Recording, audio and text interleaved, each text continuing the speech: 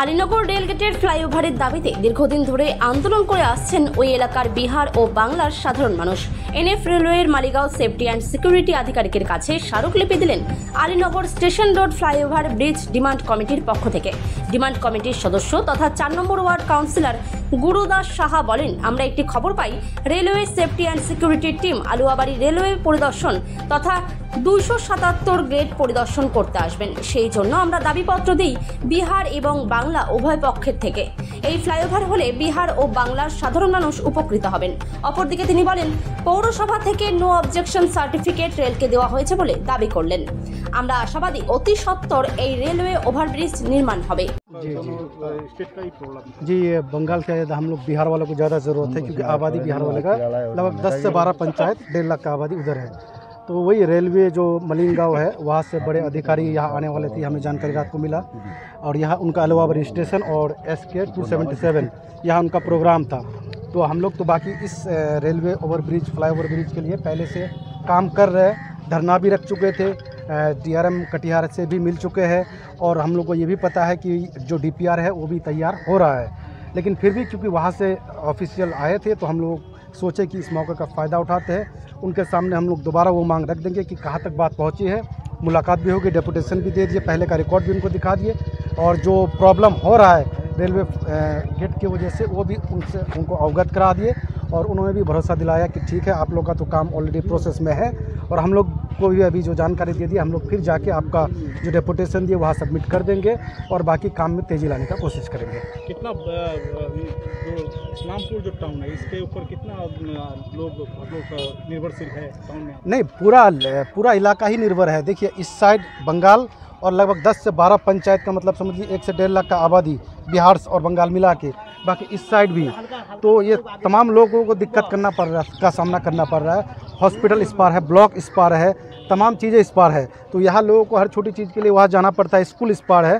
तो बच्चों को भी दिक्कत होता है, पेशेंट को भी दिक्कत होता है। और आप देखे होंगे कि यहाँ बहुत लोगों का डेथ हुआ है, जो नॉर्मल कंडीशन में रहे, बहुत लोग सीरियस कंडीशन में हॉस्पिटल पहुँचे हैं। और जो सीरियस कंडीशन में रहे उनका डेथ हुआ है इस गेट की वजह से।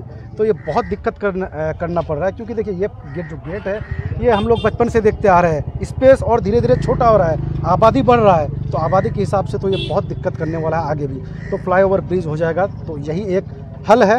और हम भी यहाँ के लोकल लोग जो इस चीज़ का विरोध कर रहे हैं, हम उनसे गुजारिश करते हैं कि आप लोगों के लिए भी भला के लिए है, क्योंकि इसमें आप लोगों को कहीं से हटाया नहीं जाएगा, आप लोगों का अल्टरनेट व्यवस्था करा दिया जाएगा। क्या नाम है? मेरा नाम है एडवोकेट शम्स आगाज़, मैं जिला परिषद प्रतिनिधि बिहार का हूँ। রেলের আধিকারিকদের সাথে আমরা দেখা করতে এসেছি। গতকাল রাত্রিবেলা একটা PDA-তে আমরা খবর পাই যে রেলওয়ে মালিগাঁও ডিভিশন থেকে সেফটি অ্যান্ড সিকিউরিটি যে বিভাগটা রয়েছে তাদের ফুল টিম ওনারা আলুয়াবাড়িতে আসতেছে এবং পার্টিকুলারলি 277 নম্বর গেটেও ইন্সপেকশনে আসছে। তো এই 277 যখনই দেখলাম, যে গেটটাকে নিয়ে আমরা দীর্ঘদিন ধরে আমরা বিহার বাঙ্গাল উভয় এলাকাবাসী সমবেতভাবে প্রচেষ্টায় রয়েছি যেন এখানটার ফ্লাইওভারটা হয়। এই ফ্লাইওভার হওয়ার পরিপ্রেক্ষিতে যেন হয় তার জন্য আমরা ইতিপূর্বে বহু ডেপুটেশন দিয়েছি, ধর্ণা দিয়েছি। DRM কাটিহারের কাছেও আমরা সাক্ষাৎ করেছি। তাতে করে ওনারা অ্যাসিওর করেছিলেন যে উইথ ভেরি শর্ট পিরিয়ড আমাদের DPR তৈরি হলে আমরা এটাতে কাজ শুরু করব।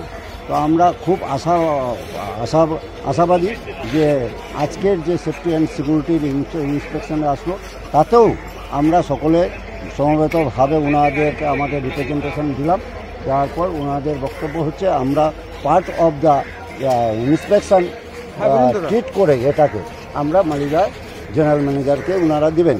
তাতে করে আমরা আশা করছি যে উইদিন ভেরি শর্ট পিরিয়ড আমাদের এই যে বার্নিং ইস্যু এই এলাকায়, গোটা এলাকায় বিহার বাঙ্গাল উভয়ের এলাকা মিলে, বিহারের তো একটা রোড থেকে যতগুলোই রোড আছে সব থেকে চলমান রোড হচ্ছে এই আলীনগরের গেট।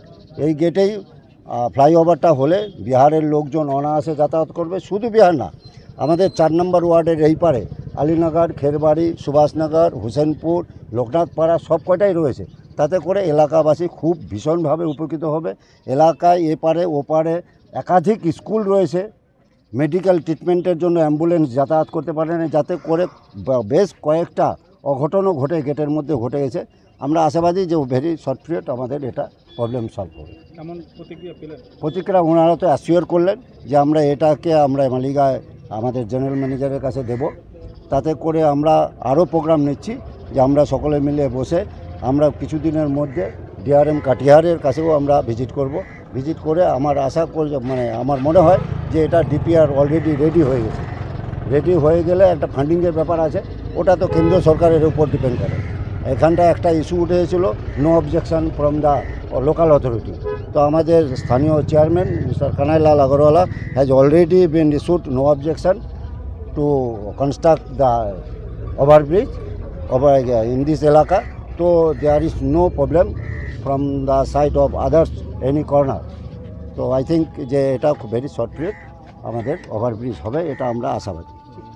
এই সমস্যা এটা কিছুক্ষণ আগে গুরুদাসদাও বললেন, আকাশবাবু বললেন, এটা সমস্যা কিন্তু দীর্ঘ বহু দিনের সমস্যা আছে বাংলা বিহার উভয় পক্ষে।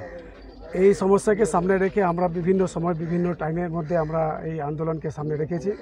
আর যেখানে যেখানে ডিআরএম থেকে শুরু করে যেখানে যেখানে কপি দেওয়ার কথা ছিল সব জায়গায় আমরা দিয়েছি। আর সব জায়গায় মোটামুটি একটা আশাবাদী আমরা এখন অবধি আছি কি এখানে ফ্লাইওভার ব্রিজ এখানে হবে।